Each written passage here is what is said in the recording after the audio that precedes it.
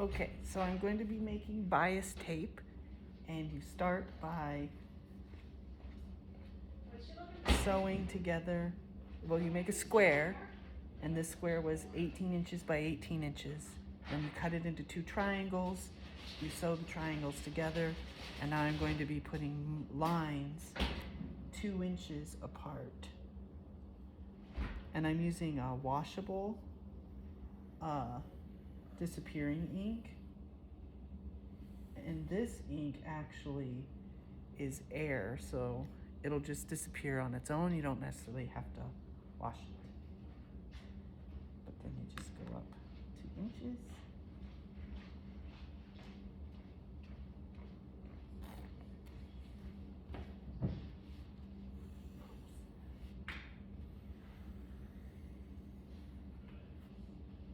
Like so. We'll come back when it's all done.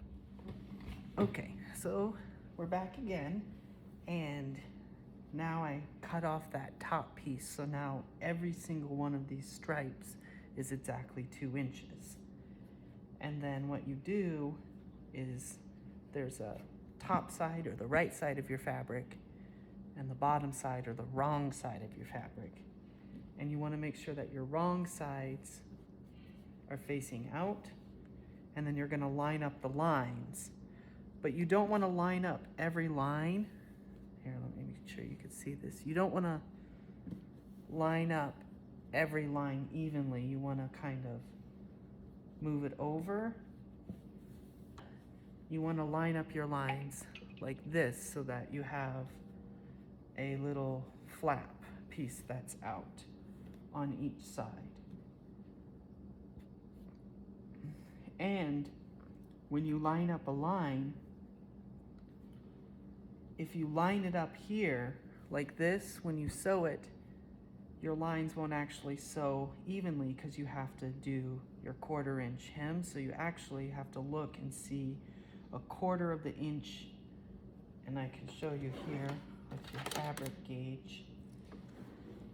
You take your little fabric gauge and you want to make sure that the lines intersect. And I don't know if you'll be able to see this, but you can see backside of this line. And so where those 2 lines intersect like this, you want to make that a 1/4 of an inch down, and then you'll do a 1/4 inch seam. If you do it 1/2 inch down, you do a 1/2 inch seam, 3/8 inch seam. And then you pin it. But let me get this lined up and then I'll show me pinning it. And you probably won't be able to see this, but there's the stripe here, and then where it actually crosses or intersects is a 1/4 of an inch down. So the tops of the fabric are lined up, but it's not line on line. It's offset by a 1/4 inch. So that way, when oh, and look at my little turtle. Isn't that just so cute? Look at it, little turtle. This way, when I sew my 1/4 inch seam and open the seam and flip it open, I'm probably explaining this horribly, but it'll make sense once I show you. The lines line up. Okay, so I just finished with all my pinning, and now I'll show you what I was talking about.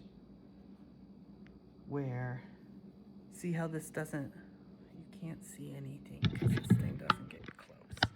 So here's the new mask one. But like here, you can see that it doesn't line up, but once I pull this seam apart, then it will line up on that 1/4 inch. Okay, so now we go to the machine and pull out your pin. We'll lift our foot up.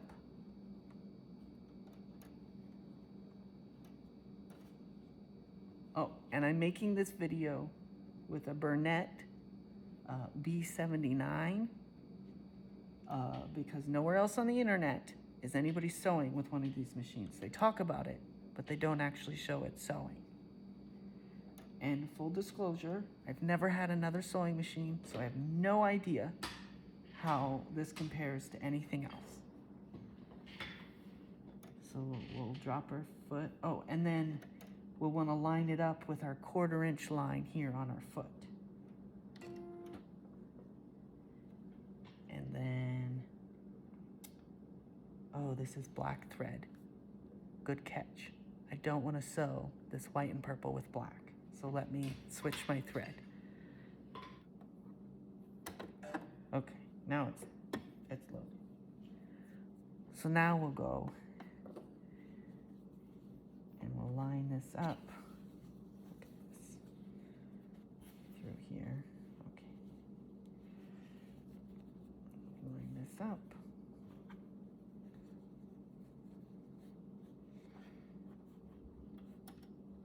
Press it up. Line up with the 1/4 inch. Take out our needle. And I have it on my slowest speed. And then we're just gonna go.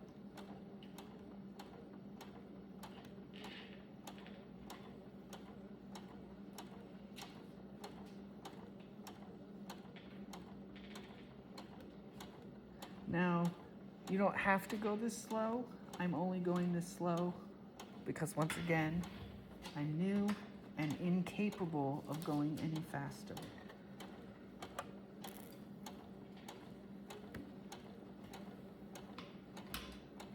And you just want to keep it going and making sure that you're staying on that 1/4 inch, because if you sew above 1/4 inch or below 1/4 inch, your seam will be wonky and your lines won't line up.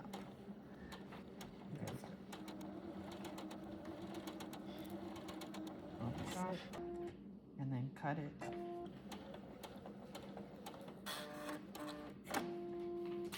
Okay. See? So now, push our machine back. And when we press this open, it's not even. See how the lines line up now? Right there. So what we'll do is we'll take it to the iron and press it open, and then we're just going to cut along each one of these lines. Okay, so now you can see that I just have one big long strip. And so that's how you take those fat quarters and you turn them in to bias tape. Now I think this way is more labor intensive maybe, but the other way you waste so much fabric because you have to cut triangular sections out of your fabric piece in order to get the bias strips. And so this way is nice, and you can see I have a nice seam here and it's already pressed because we did that pressing. And so now what I have to do is press 3 miles worth of bias tape. So you fold it like this, you fold it like this, press it, then you fold it again, and then press it. And then I'll show you what it looks like.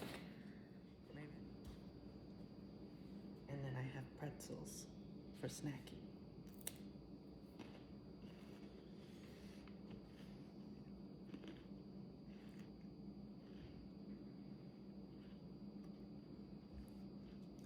Was I supposed to measure?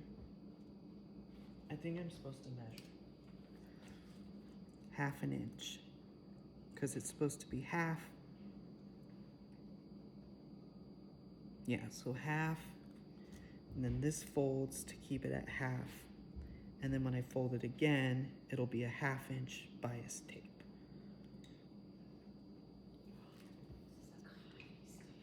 Okay.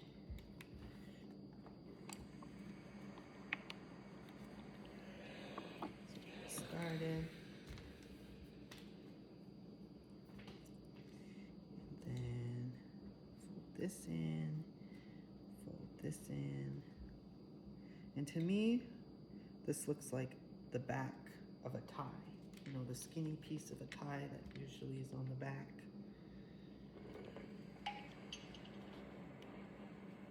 So I think I'm gonna make ties too.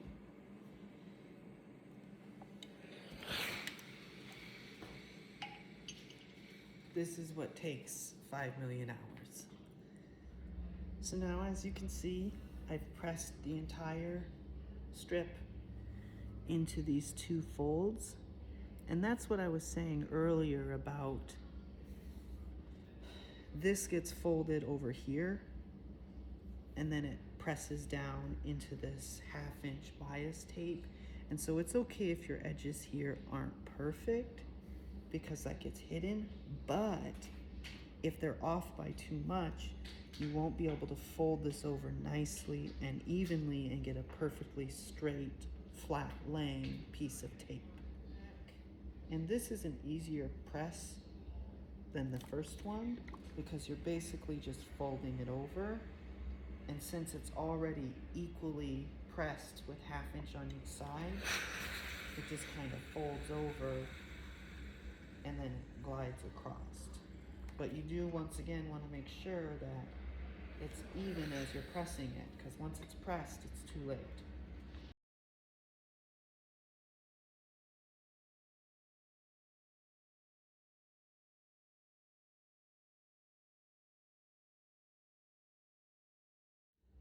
So we finished the whole thing. My neck, or whatever that thing is, this muscle here, trapezoid, hurts already, but you can see that we have a nice, perfect piece of bias tape, and it's open, so you'd put this on your fabric, then sew it down to do a nice little trim. And now I'm gonna get the cardboard piece and show you how to wrap it. This fat quarter, I wanna say it was 17.5 by 18, and we cut it down to 17.5 by 17.5, and it made 3.5 yards of bias tape. Okay, so this is the finished project. You can see, made these yesterday.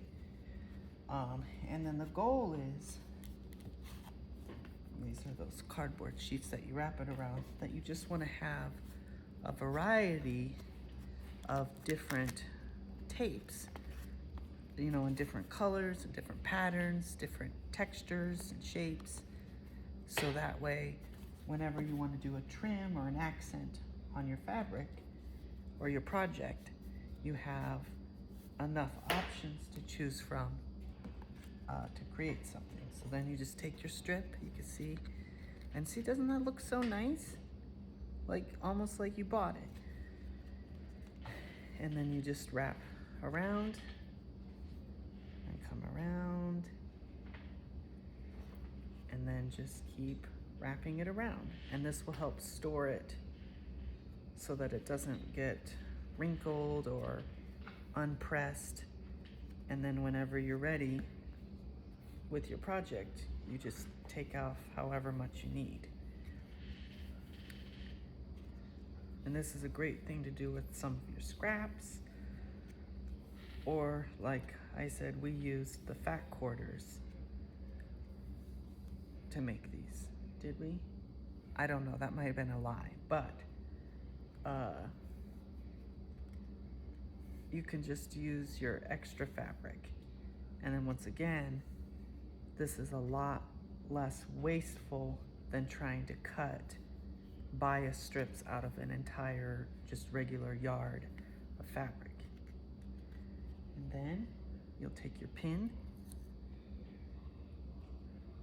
just pin it up. Ta-da! Bias tape.